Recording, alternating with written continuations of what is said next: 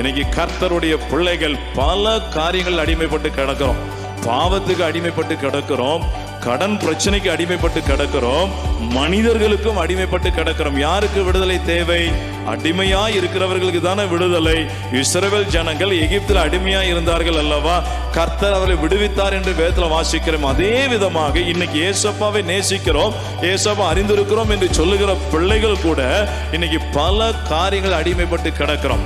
இது வரைக்கும் நீங்க எப்படி அடிமைப்பட்டு கிடந்தாலும் பரவாயில்ல, ஏசப்பாவுடைய வாக்குத்தத்தம் உள்ள வார்த்தை இந்த ஜூலை மாதம் 8ஆம் நாளிலே என் அருமையான தேவனுடைய பிள்ளைகளே உங்களை நோக்கி வந்து கொண்டிருக்கிறது. நீங்க எப்படிப்பட்ட அடிமைத்தனத்தில் இருந்தாலும், எப்படிப்பட்ட கடன் பிரச்சனை மூலமாக அடிமைப்பட்டு கிடந்தாலும், ஏசப்பா சொல்லுகிறார், என்னை நீ நேசிக்கிறபடியினால், என் மகனே என்னை நீ நேசிக்கிறபடியினால், என்னை நீ வாஞ்சிக்கிறபடியால் நான் இன்றைக்கு உன்னை நான் விடுவிப்பேன் என்று சொல்லுகிறார். அல்லேலூயா. விசுவாசிக்கிறீங்களா?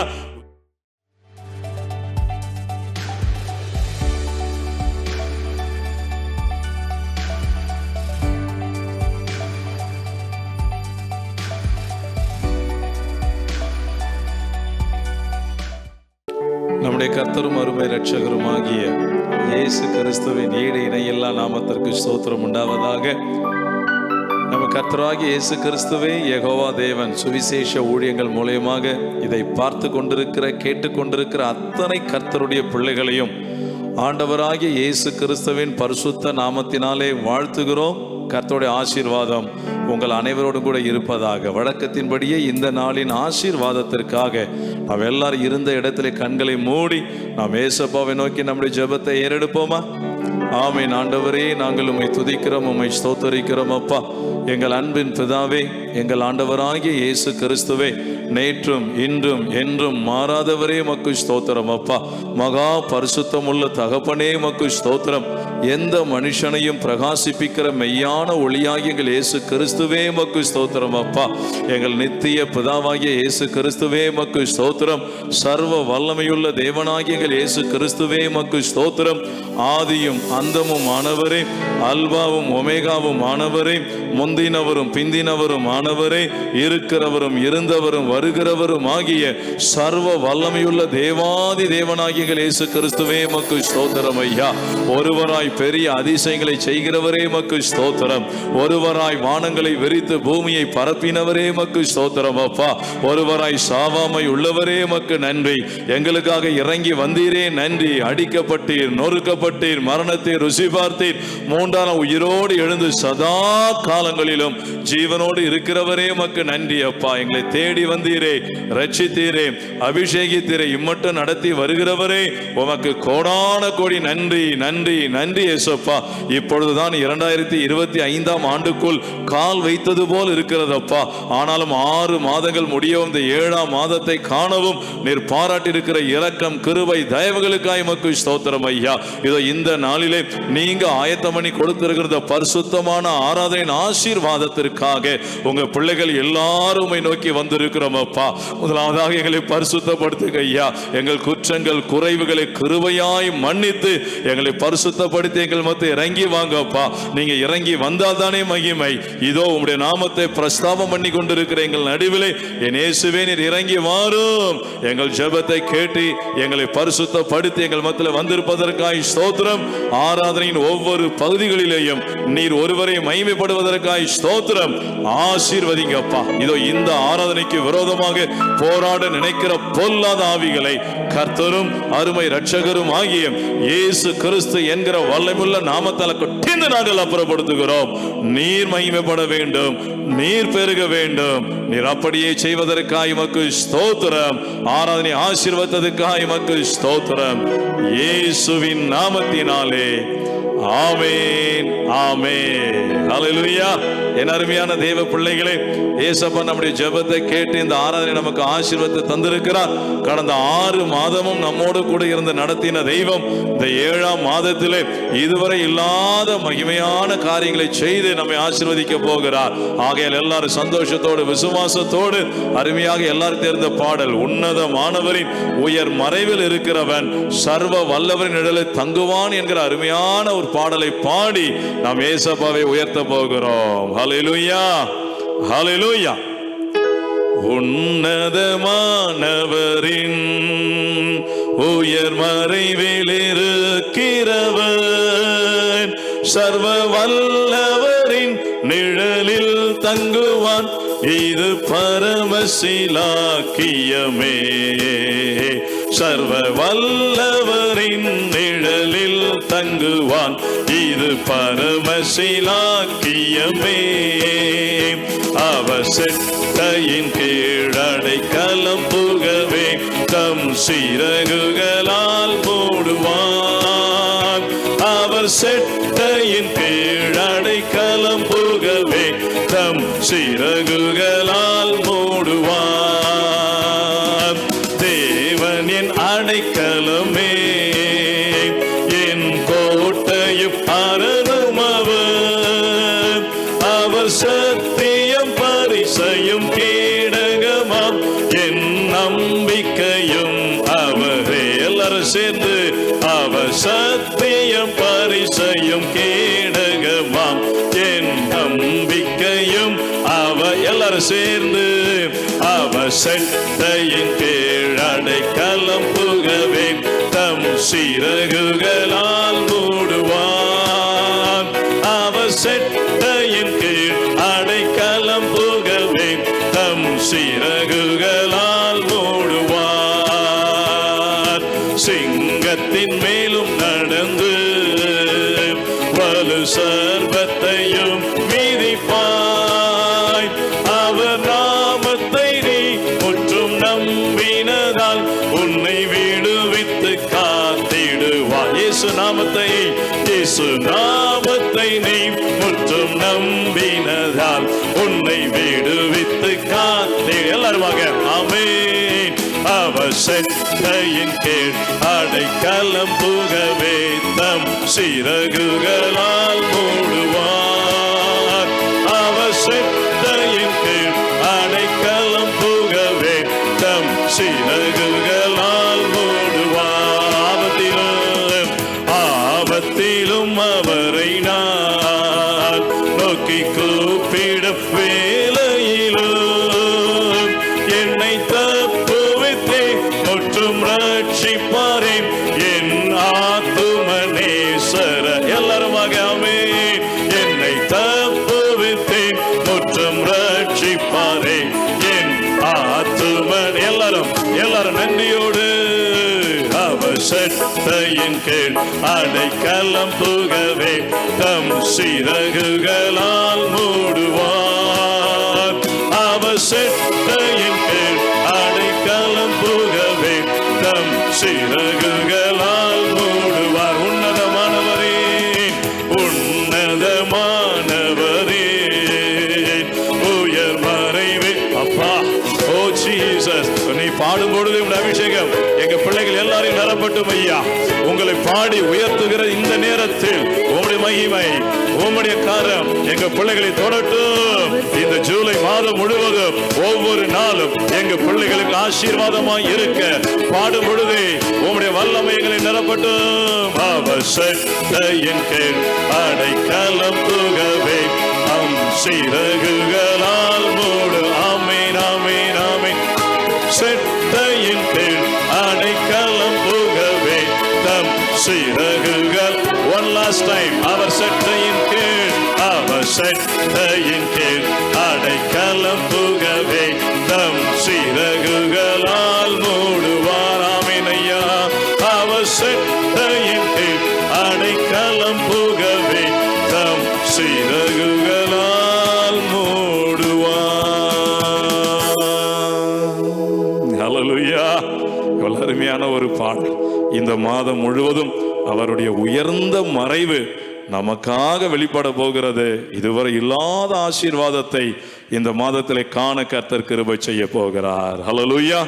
விசுவாசத்தோடு, அப்படியே நம்பிக்கையோடு நாம் தேவனுடைய வார்த்தைக்குள்ளாய் கடந்து செல்லுவோம்.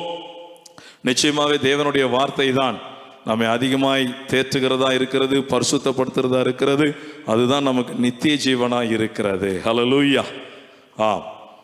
சங்கீதம் 18வது அதிகாரம் 1ஆம் வசனத்தை நான் வாசிக்கிறேன்.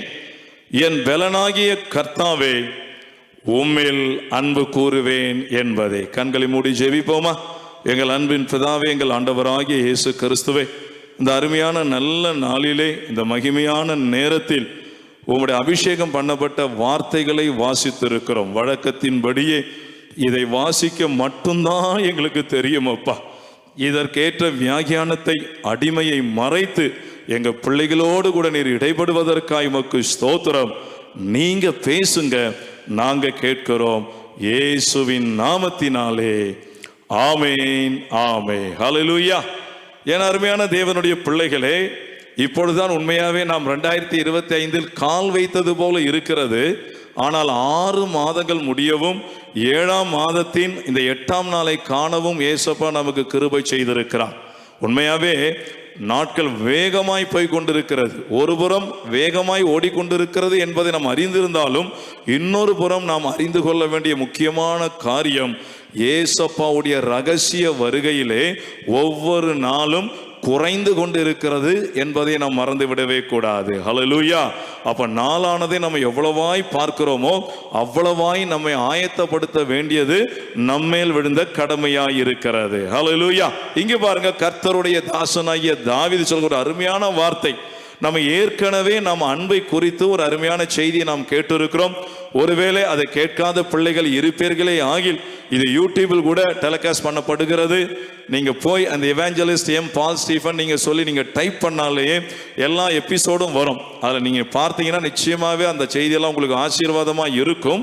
அதுவும் ஒரு அன்பை குறித்த ஒரு செய்தி. இங்கும் பார்த்தீங்கன்னா, என் பலனாகிய கர்த்தாவே உம்மில் அன்பு கூறுகிறேன் என்ற வார்த்தையின்படியாக ஏசப்பாவிடத்தில் நாம் அன்பு கூற வேண்டும் என்கிற செய்தி இரட்டிப்பாக இன்றைக்கும் வருகிறதா இருக்கிறது. அப்ப அது எவ்வளவு முக்கியம் என்பதை நீங்க அறிந்து கொள்ளுங்க. ஒரு காரியம் ரெட்டிக்கிறது என்றால் அது அவ்வளவு முக்கியமான காரியம் என்று வேதத்தில் நாம் அநேக காரியங்களை பார்க்க முடிகிறது. சோ நாம் ஏசப்பாவை எவ்வளவாய் நேசிக்க வேண்டும் என்பதை அறிந்து கொள்ளுவோம். இன்றைக்கு செய்தி பார்த்தீங்கன்னா, ஏசப்பாவை நேசிப்பதினாலே நமக்கு உண்டாயிருக்கிற ஆசீர்வாதத்தை தான் நாம் பார்க்க போகிறோம். அதற்கு கர்த்தர் நமக்கு தியானம் பண்ணும்படியாக எடுத்துக்கொள்ள சொன்ன அருமையான பகுதி, எல்லாருக்கும் தெரிந்த பகுதி, சங்கீதம் 91வது அதிகாரம். ஹல்லேலூயா. சங்கீதம் 91ஆம் அதிகாரம் என்றாலே நிச்சயமா நமக்கு ஒரு பெரிய சந்தோஷம் உண்டாகும். ஏனென்றால் அத்தனை கர்த்தருடைய பிள்ளைகளும் மனப்பாடமாக சொல்லுகிற வசனம் தான் அந்த சங்கீதம் 91ஆம் அதிகாரம். நம்ம சின்ன பிள்ளைகள் கூட சண்டே கிளாஸ்ல டீச் பண்ணப்படுகிறார்கள். அந்த பிள்ளைகளும் சொல்லக்கூடிய ஒரு அருமையான சங்கீதம் தான் 91ஆம் சங்கீதம். அங்குதான் நம்ம இந்த தியானத்துக்குள்ளாக நாம் கடந்து செல்ல போகிறோம். நாம் தியானம் பண்ணக்கூடிய பகுதி 91ஆம் சங்கீதம் 14 16 முடிய நாம் தியானம் பண்ண போகிறோம். அதற்கு முன்பதாக நமக்கு நல்லா தெரியும், உண்மையாவே எத்தனை பிள்ளைகள் அறிந்திருக்கிறீங்க என்பது எனக்கு தெரியாது. அறியவில்லை என்றால் இன்றைக்கு நாம் ஒரு முக்கியமான காரியத்தை அறிந்து கொள்வோம். பாருங்கள், 1ஆம் வசனத்தில் இருந்து 13ஆம் வசனம் மட்டுமாக கர்த்தருடைய ஆவியினாலே நிரப்பப்பட்டு தாவீது சொன்ன இந்த அருமையான வார்த்தைகள் நமக்கு தெரியும். நல்லா அண்டர்ஸ்டாண்ட் பண்ணிக்கோங்க. 1ஆம் வசனத்திலிருந்து 13ஆம் வசனம் மட்டுமாக தாவீது சங்கீதத்தை பாடுகிறான். இந்த வசனம் எல்லாம் தேவனுடைய ஆவியினாலே தாவீது சொல்லுகிறான். இன்னொரு முக்கியமான காரியம், வேதத்தில் எந்த மனிதர்களுக்குமே அவங்களுடைய ஞானத்திற்குமே எந்த விதமான அதிகாரமும் இல்லை. ஏனென்றால் வேத வாக்கியம் எல்லாம் தேவனுடைய ஆவியினாலே அருளப்பட்டிருக்கிறது என்று சொல்லப்பட்டிருக்கிறது. ஆதியாகமம் 1ஆம் அதிகாரம் 1ஆம் வசனத்திலிருந்து வெளிப்படுத்தின விசேஷம் 22ஆம் அதிகாரம் கடைசி வசனம் மட்டுமாக எல்லாமே தேவனுடைய ஆவியினாலே அருளப்பட்ட அருமையான வார்த்தைகள். எந்த மனுஷன் ஞானத்திற்கும் இந்த வேதாகமத்தில் இடம் இல்லை. ஹல்லேலூயா. அப்போ பரிசுத்த ஆவியினாலே நிரம்பி 1ஆம் வசனத்திலிருந்து 13ஆம் வசனம் மட்டுமாக தாவீது சொல்லுகிறான். 14ஆம் வசனத்துல ஏசப்பா இடைமறித்து அவர் நமக்காக பேசுற வார்த்தையை தான் இன்னைக்கு தியானம் பண்ண போகிறோம். எத்தனை பேர் நீங்க யோசனை பண்ணிருப்பீங்க தெரியல. 14ஆம் வசனத்திலிருந்து 16ஆம் வசனம் மட்டுமாக ஏசப்பா பேசுகிற வார்த்தைகள். 1ஆம் வசனத்திலிருந்து 13ஆம் வசனம் மட்டுமாக தாவீது ஆவியினாலே பேசப்பட்ட வார்த்தைகள். ஆண்டவர் இடைமறித்து நமக்காக பேசின ஒரு அருமையான வாக்குத்தத்தம் உள்ள, பலப்படுத்துகிற, உயிர்ப்பிக்கிற, நமக்கு நம்பிக்கை கொடுக்கிற வார்த்தை தான் 14 16 முடிய நாம் தியானம் பண்ண போகிறோம். ஆயத்தமா இருக்கிறீங்களா? ஹல்லேலூயா. நாம் எடுத்த தலைப்பு வசனம் என்ன? என் பலனாகிய கர்த்தாவே உம்மில் நான் அன்பு கூறுவேன். அப்படி அன்பு கூறுகிற பிள்ளைகளுக்கு அவர் ஆயத்தம் பண்ணின ஆசீர்வாதம் தான் 14 16 முடிய. இதைதான் நம்ம ஒன்றொன்றாக நம்ம பார்க்க போகிறோம், பார்த்து நம்மை ஒப்பு கொடுக்க போகிறோம். இந்த பரிபூர்ணமான ஆசீர்வாதத்தை நாம் பெற்று சாட்சியாய் வாழ போகிறோம். ஹல்லேலூயா. 7 விதமான ஆசீர்வாதங்கள் அவரை நேசிக்கிற பிள்ளைகளுக்கு ஆயத்தம் பண்ணப்பட்டிருக்கு. நான் ஒன்றனாக வாசிக்கிறேன் பாருங்கள். 14ஆம் வசனம் நான் வாசிக்கிறேன். அவன் என்னிடத்தில் வாஞ்சையாய் இருக்கிறபடியால், நீங்க ஆங்கில வேதாகமத்தை எடுத்து வாசிங்கன்னா தெரியும், அவர் என்ன சொல்றாருன்னா, அவனை விடுவிப்பேன்.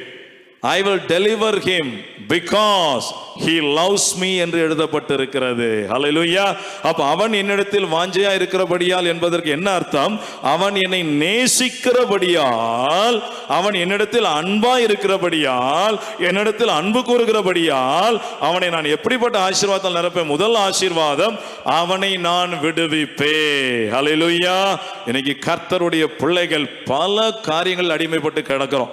பாவத்துக்கு அடிமைப்பட்டு கிடக்கிறோம், கடன் பிரச்சனைக்கு அடிமைப்பட்டு கிடக்கிறோம், மனிதர்களுக்கும் அடிமைப்பட்டு கிடக்கிறோம். யாருக்கு விடுதலை தேவை? அடிமையாய் இருக்கிறவர்களுக்கு தானே விடுதலை. இஸ்ரவேல் ஜனங்கள் எகிப்தில் அடிமையாய் இருந்தார்கள் அல்லவா, கர்த்தர் அவரை விடுவித்தார் என்று வேதத்தில் வாசிக்கிறோம். அதே விதமாக இன்னைக்கு ஏசப்பாவை நேசிக்கிறோம், ஏசப்பா அறிந்திருக்கிறோம் என்று சொல்லுகிற பிள்ளைகள் கூட இன்னைக்கு பல காரியங்கள் அடிமைப்பட்டு கிடக்கிறோம். இது வரைக்கும் நீங்க எப்படி அடிமைப்பட்டு கிடந்தாலும் பரவாயில்ல, ஏசப்பாவுடைய வாக்குத்தத்தம் உள்ள வார்த்தை இந்த ஜூலை மாதம் 8ஆம் நாளிலே என் அருமையான தேவனுடைய பிள்ளைகளே உங்களை நோக்கி வந்து கொண்டிருக்கிறது. நீங்க எப்படிப்பட்ட அடிமைத்தனத்தில் இருந்தாலும், எப்படிப்பட்ட கடன் பிரச்சனை மூலமாக அடிமைப்பட்டு கிடந்தாலும், ஏசப்பா சொல்லுகிறார், என்னை நீ நேசிக்கிறபடியினால், என் மகனே என்னை நீ நேசிக்கிறபடியினால், என்னை நீ வாஞ்சிக்கிறபடியால் நான் இன்றைக்கு உன்னை நான் விடுவிப்பேன் என்று சொல்லுகிறார். அல்லேலூயா. விசுவாசிக்கிறீங்க? விசுவாசிக்கிறவனுக்கு எல்லாம் கூடும். எப்படிப்பட்ட பாவமா இருந்தாலும், எப்படிப்பட்ட அடிமைத்தனமா இருந்தாலும். நீங்க நிறைய கர்த்தருடைய பிள்ளைகள் குடிக்கு அடிமையா இருக்கிறோம், சிகரெட்டுக்கு அடிமையா இருக்கிறார்கள், போதை மருந்துகளுக்கு அடிமையா இருக்கிறார்கள். ஆம், கர்த்தர் அருவருக்கிற அத்தனை பாவங்களுக்கு அடிமைகளா இருக்கிறோம். அதிலிருந்து விடுதலையாக விரும்புகிறார்கள். ஆனாலும் மறுபடியுமாக அந்த பாவ அடிமைத்தனத்தில் விழுந்து இருக்கிறதை நாம் பார்க்க முடிகிறது. அநேக பிள்ளைகள் போன் பண்ணி ஜெபம் பண்ண சொல்லுகிறார்கள், கண்ணீரோடு ஜெபிக்கிறார்கள். கர்த்தர் இன்றைக்கு எல்லாவற்றுக்கும் ஒரு முடிவு உண்டாக்க போகிறார். விசுவாசத்தோடு கேளுங்க, விசுவாசிங்க. ஏசப்பா இன்னைக்கு என்னுடைய எல்லா அடிமைத்தனத்திலிருந்து விடுவிக்க போகிறார். இன்றைக்கு விடுதலையின் நாள் என்று சொல்லி நீங்க கர்த்தரிடத்தில் மகிமை செலுத்துங்க.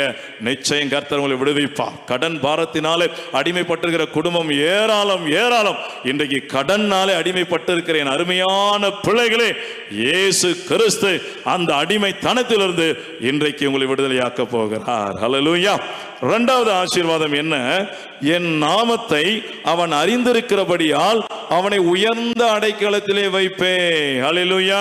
இங்க ஒரு சில விஷயங்களை நான் சொல்லிதான் ஆகணும். ஏன்னா இன்னைக்கு கிறிஸ்தவ உலகம் ஆராதிக்கிற நம்முடைய தேவனுடைய நாமத்தை குறித்து அறியாமல் இருப்பதை நாம் பார்க்கிறோம். பழைய ஏற்பாடு காலத்தில் அநேக நாமங்களிலே வெளிப்பட்டவர் புதிய ஏற்பாடு காலத்தில் இனி நித்தியமாக தனக்கே உண்டான, அவரே விரும்பி அவரே மறைத்து வைத்திருந்த நாமத்தில் வெளிப்படுகிறார் என்பதை நாம் அறிந்து கொள்ள வேண்டும். பழைய ஏற்பாட்டை மோசேயை பார்த்து சொல்லுகிறார். நீங்க வாஸ்து பார்த்தா யாத்திராகமம் 6ஆம் அதிகாரத்தை நீங்க எடுத்து வாஸ்து பார்த்தா தெரியும். அவர் என்ன சொல்றார்? நான் யெகோவா என்று மோசேக்கு சொல்லிட்டு சொல்றாரு, நான் சர்வ வல்லமையுள்ள தேவன் என்னும் நாமத்தினாலே ஆபிரகாம், ஈசாக்கு, யாக்கோபு என்பவர்களுக்கு என்னை வெளிப்படுத்தினேன். யெகோவா என்னும் என் நாமத்தினால் அவர்கள் அறியப்படவில்லை. அப்ப ஆபிரகாம், ஈசாக்கு, யாக்கோபுக்கு யெகோவா என்றால் தெரியாது. அவர்கள் தெரிஞ்ச நாமம் சர்வ வல்லமையுள்ள தேவன். ஆனால் சர்வ வல்லமையுள்ள தேவன் என்னும் நாமத்தாலே வெளிப்பட்டவர் தான் மோசேக்கு யெகோவா என்கிற தன்னுடைய புதிய நாமத்தை வெளிப்படுத்துகிறார். அல்லேலூயா. இங்கே அறிந்து கொள்ளுங்க, தேவத்துவத்தின் ரகசியத்தை அறிந்து கொள்ளுங்க. இருவர் அல்ல, மூவர் அல்ல, அதுக்கு மேற்பட்ட நபர்கள் அல்ல, ஒரே தேவன் காலமாக தன்னுடைய நாமத்தை தன்னால் அழைக்கப்பட்ட ஊழியக்காரர்களுக்கு வெளிப்படுத்துகிறதை பார்க்கிறோம். நல்லா அண்டர்ஸ்டாண்ட் பண்ணிக்கோங்க. சர்வ வல்லமையுள்ள தேவன் தான் யெகோவா. புதிய ஏற்பாடு காலத்துல மறைத்து வைத்திருந்த எல்லா நாமத்திற்கு மேலான நாமமாகிய கர்த்தராகிய இயேசு கிறிஸ்து என்கிற நாமத்தினாலே தன்னை வெளிப்படுத்துகிறார். அல்லேலூயா. அப்ப இந்த இயேசு கிறிஸ்து தான் யெகோவா தேவன். அந்த யெகோவா தேவன் தான் மாம்சத்தில் இயேசுவாக வெளிப்பட்டு இருக்கிறார். ஆகையால் தான் யோவான்ல சொல்றார், நானே அவர் என்று நீங்கள் விசுவாசியா விட்டால் உங்கள் பாவங்களிலே சாவீர்கள். பழைய ஏற்பாடுகளில் ஏசாயா வாசித்து பார்த்தீங்கன்னா 43 அதிகாரத்துல யெகோவா என்னும் ஸ்தானத்தில் இருந்து அவர் சொல்றாரு, நானே அவர் என்று நீங்கள் அறிந்து உணர்ந்து விசுவாசிக்கும்படிக்கு இவைகளை முன்னமே நான் உங்களுக்கு சொன்னேன். யெகோவா சொல்றாரு நான் தான் இயேசுன்னு, இயேசு சொல்றாரு நான் தான் யெகோவா என்று. அதுதான் தேவத்துவத்தின் ரகசியம். நமக்கு ஒரே ஒரு தெய்வம் தான் உண்டு. அந்த ஒரே தேவனுடைய ஒப்பற்ற எல்லா நாமத்திற்கு மேலான, அதாவது வானோர் பூதலத்தோர் பூமியின் கீழானோர் யாவருடைய முழங்கால்கள் முடங்கும் ஒரே நாமம் கர்த்தராகிய இயேசு கிறிஸ்து என்கிற நாமம். ஹல்லேலூயா. இதை இன்னைக்கு கர்த்தருடைய பிள்ளைகள் அறிந்து கொள்ளவில்லையே. அந்த இயேசப்பாவுடைய நாமத்தை விட்டுட்டு அவர் அதுக்கு நிறைய நாமம் எடுத்தார் பார்த்தீங்களா, அந்த நாமத்தை நாம் உயர்த்துகிறோம். இல்லை, இன்றையிலிருந்து உங்களுடைய ஜெபம் மாறட்டும், உங்கள் துதி மாறட்டும். எல்லா நாமத்திற்கு மேலான நாமமாகிய கர்த்தராகிய இயேசு என்கிற நாமத்தை நீங்க உயர்த்தும் போது அவர் சொல்ற வார்த்தை, உயர்ந்த அடைக்கலத்திலே நான் உன்னை வைப்பேன். யார் அவரை நேசிக்கிறவர்கள்? அவருடைய நாமத்தை உயர்த்துகிறவர்கள். ஹல்லேலூயா. அப்ப அவர்களுக்கு உயர்ந்த அடைக்கலம். உயர்ந்த அடைக்கலம் என்ன? High protection. உங்களுக்கு நல்லா தெரியும். அவருக்கு பெரிய எக்ஸாம்பிள், எலிசாவை அவர் பிடிக்கும்படியாக ஒரு பெரிய படம் வந்துடுச்சு. கேயாசி இருக்கிறான். அவன் சொல்றான், ஐயா நம்ம மாட்டிக்கிட்டோன்ட்டு. ஆனா விசுவாசத்துல வளர்ந்தவர் அவர் சொன்ன வார்த்தை, இவர்களோடு இருக்கிறதை பார்க்கிலும் நம்மோடு இருக்கிறவர்கள் அதிகம். அவங்க இருந்த அந்த மலையை சுற்றிலும் அக்கினிமயமான குதிரைகள் ரதங்களினாலே இயேசப்பா அவர்களை பாதுகாத்தார். அல்லேலூயா. அதே விதமாக இந்த நாளிலிருந்து அவரை நேசிக்கிறவர்கள், குறிப்பாக அவருடைய நாமத்தை அறிந்து நேசிக்கிற அருமையான பிள்ளைகளே, உங்களை உயர்ந்த அடைக்கலத்திலே வைப்பேன் என்று சொல்லுகிறார். ஹல்லேலூயா. 2. மூணாவதாக அவர் சொல்ற வார்த்தை, அவன் என்னை நோக்கி கூப்பிடுவான், நான் அவனுக்கு மறு உத்தரவு அருளி செய்வேன். கைதட்டி இயேசுவை மகிமைப்படுத்துங்க. இது வரைக்கும் என் இயேசுவின் ஜெபத்தை கேட்கல, நான் ஜெபிச்சுக்கிட்டே இருக்கிறேன், ஆனா என் ஜெபத்துக்கு பதில் கிடைக்கலன்னு சொல்லி நீங்க அங்கலாய்க்கிறீங்களா? கவலைப்படாதீங்க. இன்னைக்கு ஆண்டவருடைய வார்த்தை உங்களை தேடி வருகிறது. நீங்க கர்த்தருடைய சித்தத்தின்படி அவருடைய நாமத்தினாலே என்னென்ன ஜெபங்கள் ஏறெடுக்கிறீங்களோ அந்த ஜெபங்களுக்கு எல்லாம் இயேசுப்பா உடனடியாக மறுமொழி கொடுப்பேன் என்று வாக்கு கொடுக்கிறார். ஹல்லேலூயா. சங்கீதம் 65:2 தாவீது அவருக்கு வைத்த பேர் உங்களுக்கு நல்லா தெரியுமே, ஜெபத்தை கேட்கிறவரே மாம்சமான யாவரும் உம்மிடத்தில் வருவார்கள் என்ற வார்த்தையின்படியாக என் அருமையான பிள்ளைகளே, காலங்கள் கடந்து வந்திருக்கலாம், வருஷங்களை உருண்டோடி இருக்கலாம். பிரதர், இத்தனை ஆண்டா ஜெபிச்சுட்டு இருக்கேன், என் ஜெபத்துக்கு பதில் இல்லைன்னு சொல்லிட்டு நீங்க புலம்பி இருக்கலாம். ஆனால் உங்கள் புலம்பல் இன்றைக்கு ஆனந்த களிப்பாக மாற பண்ணுகிறார். விசுவாசிங்க. இந்த நாளில் இருந்து நீங்க கர்த்தராகிய இயேசு கிறிஸ்துவின் நாமத்தினாலே அவருடைய சித்தத்தின்படி ஏறெடுக்கிற அத்தனை ஜெபங்களுக்கு இனி லேட் இல்ல, நாளைக்கு இல்லைங்க, அடுத்த நாள் இல்லைங்க, அடுத்த மாசம் இல்லைங்க, அடுத்த வருஷம் அல்ல, அப்பொழுதே கர்த்தர் மறுமொழி கொடுத்து உங்களை ஆசீர்வதிக்க போகிறார். ஹல்லேலூயா. இது மூன்றாவது ஆசீர்வாதம். உங்கள் ஜெபத்திற்கு உடனடியான மறுமொழி கொடுக்க போகிறார் இயேசுப்பா. யாருக்கு? அவரை நேசிக்கிறவர்களுக்கு. நாலாவதாக பாருங்கள், ஆபத்தில் நானே அவனோடு இருப்பேன். இதுதான் மகிமை. ஆபத்தில் என் பிள்ளைங்க இருப்பாங்க, தேவ தூதர் இருப்பாங்க, அவங்க இருப்பாங்க, இவங்க இருப்பாங்கன்னு சொல்லல. நமக்கு ஆபத்து நேரிடும் போது, ஆனா ஒன்னு அறிஞ்சுக்கோங்க, கர்த்தருடைய பிள்ளைகளுக்கு ஆபத்து வரும். அது கர்த்தருடைய சித்தத்தின்படி வரும். நிச்சயமாக அதை நம்ம தாண்டி தான் வரணும். ஆபத்து காலத்தில் சோர்ந்து போவேன் பலன் குறுகினது என்கிற வார்த்தையின்படியாக அந்த ஆபத்தை கர்த்தர் தம்முடைய சித்தத்தின்படி அனுப்புகிறார். ஆனால் அந்த ஆபத்திலே அவரே நம்மோடு இருப்பேன் என்று வாக்கு கொடுக்கிறார். பின்பு ஏன் கவலைப்படணும்? பின்பு ஏன் நெருக்கப்படணும்? பின்பு ஏன் கண்ணீர் சிந்தணும்? உங்களுக்கு நல்லா தெரியும், தானியேல் கர்த்தருடைய தாசன். அவன் உண்மையாய் நடந்தான், பரிசுத்தமாய் நடந்தான். ஆனா அவனுக்கு ஒரு ஆபத்து வந்துச்சு. என்ன வந்துருச்சு? சிங்க கெபியிலே தள்ளப்பட்டே ஆகணும், முத்திரையில வச்சுட்டாங்க. அந்த ஆபத்து வந்துச்சு. அந்த ஆபத்துல தானியேல் கூட இருந்தது யார்? அந்த சிங்கங்களின் வாயை கட்டினது யார்? நம்முடைய ஆண்டவராகிய இயேசு கிறிஸ்து அல்லவா? ஷாத்ராக் மேஷாக் ஆபேத்நேகோவுக்கு அக்கினி சூளை என்கிற ஆபத்து வந்ததே, அந்த ஆபத்திலே நான்காவதாக தேவ மனுஷனாக தேவ புருஷனாக உலாவினவர் நம்முடைய ஆண்டவராகிய இயேசு அல்லவா? என் அருமையான தேவ பிள்ளைகளே, உங்களுக்கு ஆபத்து வந்தாலும் அந்த ஆபத்திலே நீங்கள் அமிழ்ந்து போக விடாமல் இயேசப்பா அந்த ஆபத்தில் உங்களோடு இருப்பேன் என்று வாக்கு கொடுக்கிறார். ஹல்லேலூயா. இயேசு சொன்ன அருமையான வார்த்தை, நெருக்கப்படுகிற நம்மோடு கூட அவர் நெருக்கப்படுகிறார் என்று எழுதப்பட்ட மகிமையான வார்த்தையை மறந்துடாதீங்க. நீங்க நெருக்கப்படும் போது அவர் ஹாயா ஜாலியா அவருடைய சிங்காசனத்தில் உட்கார்ந்துட்டு படட்டும் கஷ்டப்படட்டும், நோ, அப்படிலாம் கிடையவே கிடையாது. என் பிள்ளைகள் கஷ்டப்படுகிறார்கள் என்பதை அறிந்து அந்த கஷ்டத்திலே எங்க பிள்ளைகள் சோர்ந்து போயிடக்கூடாது, அமிழ்ந்து போயிடக்கூடாது என்பதற்காக அந்த நெருக்கத்திலே உங்களோடு கூட இருக்கக்கூடியவர் நம்மை படைத்த நம்முடைய தகப்பனாகிய இயேசு கிறிஸ்து உங்களோடு கூட இருக்கிறார். ஹல்லேலூயா. பயப்படாதீங்க, கலங்காதீங்க, வேதனைப்படாதீங்க, சந்தோஷப்படுங்க. நான் நெருக்கப்படும் போது என்னோடு கூட இயேசு நெருக்கப்படுகிறார். உங்களுக்கு நல்லா தெரியுமே, படகுல சீஷர்களோடு கூட இயேசுப்பாவும் சென்றார் அல்லவா? அவர் நித்திரையா இருக்கும் போது படகுல ஒரு பெரிய புயல் வந்துச்சு, பெரிய அலை வந்துச்சு, பெரிய காற்று வீசிச்சு. ஐயரே, நாங்கள் மடிந்து போகிறோம் என்று பேதுரு சொல்லும் போது அந்த நெருக்கத்துல யார் இருந்தா கூட, அந்த படகுல யார் இருந்தா? இயேசுப்பாவும் இருந்தார். ஹல்லேலூயா. ஆகையால் நீங்க பயப்பட வேண்டிய அவசியம் இல்லை, கூடவே இருக்கிறார், கூடவே இருக்கிறார். நான் ஆல்ரெடி சொல்லியிருக்கிறேன், வாக்கு தத்தங்களில் பிரதான வாக்கு தத்தம், இந்த வாக்கு தத்தங்களை எல்லாம் கொடுத்த தேவாதி தேவன் நான் உங்களுடனே கூட இருக்கிறேன்னு சொல்றாரு. அதுதான் பிரதான வாக்கு தத்தம். அவர் சொல்றாரு, உன் ஆபத்துல நானே உன் கூட இருக்கிறேன் என்று. 5வது வெறும் கூட மட்டும் தான் இருப்பார். அங்க பாருங்க, அவனை தப்புவித்து அவனை கனப்படுத்துவே.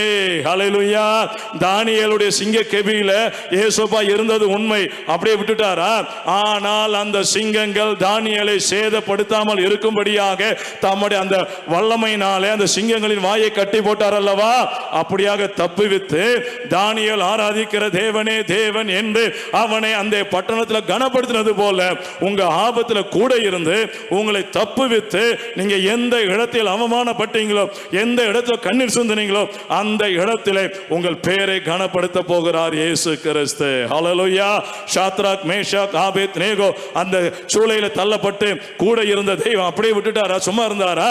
4வது நபராக உலாவி அந்த அக்கினி சூளை அந்த பிள்ளைகளை பற்றாதபடி அவர் பாதுகாத்து அவர்களை தப்புவித்து அவர்களை அதே தானியேலை போல இவர்கள் ஆராதிக்கிற தேவன் தான் தேவன் என்று அந்த பட்டணத்தாரிலேயே அந்த 3 நபர்களும் கனப்படுத்தப்பட்டார்களே. உங்களையும் இயேசு கனப்படுத்துவார். நிச்சயமா உங்களை ஹானர் பண்ணுவார். நீங்கள் நினைக்கிறதற்கு வேண்டுகிறதுக்கு மேலான ஹானர் பண்ணுவார். காரணம், அவரை நீங்கள் நேசிக்கிறபடியினால். ஹல்லேலூயா. 6வதாக நீடித்த நாட்கள். சாதாரண வயசுல செத்து போயிட மாட்டாங்க, நீடித்த நாட்கள். யோபு நெடுநாளா இருந்து பூரண வயதுள்ளவனாய் மரித்தான். அதே ஆசீர்வாதத்தை கர்த்தர் உங்களுக்கு கொடுப்பார். நீங்க பூரண வயசு தலைமுறைகளை காணும்படியாக கர்த்தர் கிருபை செய்வார். கடைசியாக என் ரட்சிப்பை அவனுக்கு காண்பிப்பேன். அதுதாங்க நித்திய ஜீவன்.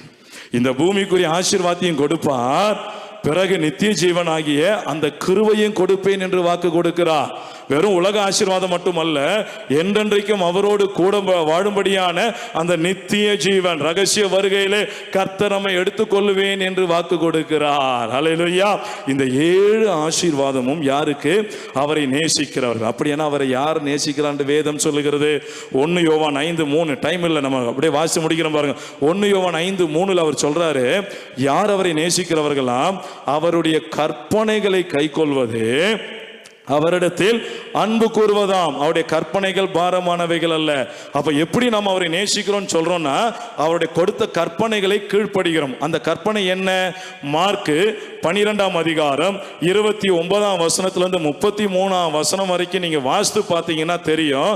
ஒரு மனுஷன் வந்து கேட்கிறான், கற்பனைகளில் பிரதான கற்பனை எதுன்னு கேட்டோம். ஆண்டவர் சொல்றாரு, இஸ்ரவேலே கேள், நம்முடைய தேவனாகிய கர்த்தர் ஒருவரே கர்த்தர். அந்த ஒரே தேவனுக்கு உன் தேவன முழு இருதயத்தோடு, முழு ஆத்மாவோடு, முழு பலத்தோடு, முழு சிந்தையோடு அன்பு கூர்ந்து ஆராதனை செய்வாயாக. இது முதல் கற்பனை. 2வது கற்பனை, உன்னிடத்தில் நீ அன்பு கூறுகிறது போல பிறனிடத்திலும் அன்பு கூறுவாயாக.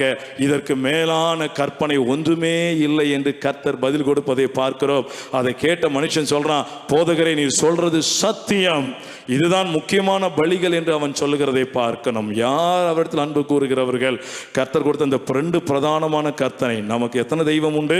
ஒரே ஒரு தெய்வம். அந்த ஒரே தேவன் ஒருவராய் இருக்கிறார், இருவராக மூவராக அல்ல. என் அருமையான தேவ பிள்ளைகளை, இதுதான் தேவ ரகசியம், தேவ பக்திக்குரிய ரகசியம். பிடிச்சு கொள்ளுங்க, மனவாட்டி சத்தியம்.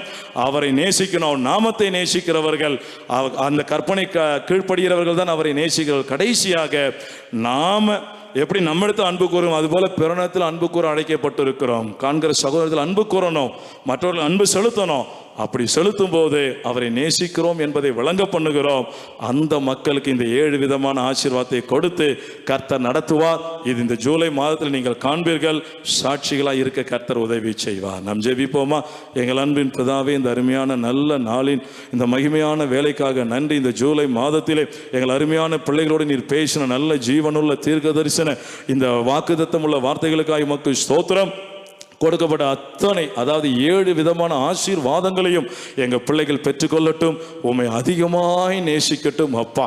அந்த 2 பிரதான கற்பனைகளுக்கு கீழ்ப்படிந்து உம்மை அதிகமாய் நேசித்து அந்த 7 விதமான ஆசீர்வாதத்தை பெற்றுக்கொள்ள கிருபை செய்யும். அநேக சாட்சிகளை எழுப்பும். அநேகர் ஃபோன் பண்ணி எனக்கு சாட்சி சொல்லட்டும். உங்கள் நாமம் மகிமைப்படட்டும். நீர் அப்படியே செய்வதற்காக உமக்கு ஸ்தோத்திரம். ஆசீர்வதிப்பதற்காய் ஸ்தோத்திரம். ஜூலை மாதம் முழுவதும் உம்முடைய கரம் எங்கள் பிள்ளைகளை தாங்குவதற்காய் ஸ்தோத்திரம். எல்லா துதி கனம் மகிமை யாவும் கர்த்தராகிய இயேசு கிறிஸ்துவாகிய உமக்கே நாங்கள் செலுத்துகிறோம். இயேசு கிறிஸ்துவாகிய உங்கள் நாமத்தில் இவைகளை கேட்கிறோம் ஏசையா. ஆமேன், ஆமேன். சேர்ந்து சொல்லுவோமா? என் ஆத்துமாவே கர்த்தரை ஸ்தோத்தரி, என் முழு உள்ளமுடைய பரிசுத்த நாமத்தை ஸ்தோத்தரி. என் ஆத்துமாவே கர்த்தரை ஸ்தோத்தரி, கர்த்தர் செய்த சகல உபகாரங்களையும் மறவாதே. ஆமேன், ஆமேன். ஹல்லேலூயா. God bless you.